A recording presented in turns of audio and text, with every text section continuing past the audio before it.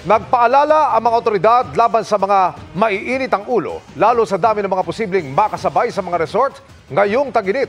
Kasunod dyan ang suntukan ng ilan sa isang pool sa Bulacan at pagkuyog naman sa isang dalagita sa isang beach sa Talisay, Cebu. Nakatutok si Oscar Oida.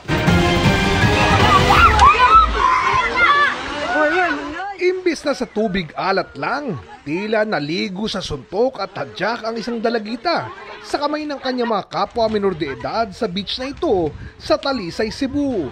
Patuloy na inaalam ng Talisay Police ang pinag-ugatan ng gulo. Bagamat sa paunang impormasyon ng Talisay Police Women and Children's Desk, may mga sinaktan umano ang nakuyog kaya siya ginantihan. Isinailalim na sa intervention ang biktima at 5 pang minor de edad, habang ipinatawag naman sa case conference ang kanilang mga magulang.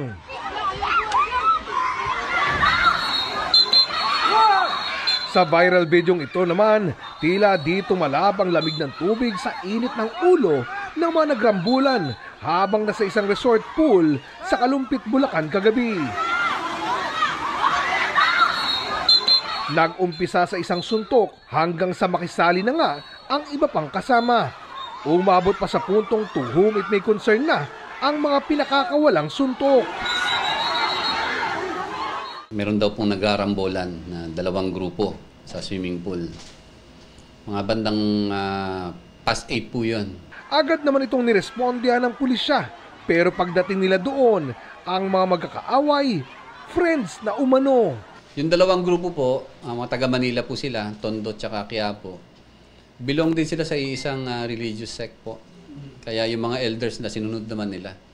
Wala rin naman daw seryosong nasaktan o napinsala, kaya di na rin nagreklamo ang pamunuan ng resort. Pero nagpaalala pa rin ang otoridad ngayong tag-init na at mas marami pang magsisipunta sa mga resort, lalo yung mga umiinom. Malamig lang po yung ulo natin. Iwasan po natin magkapikunan, lalo po yung may mga umiinom. Yun po, mainit na po yung panahon. So pupunta tayo ng resort para magpalamig, wag po yung painitin po yung ulo. Respetuhan po.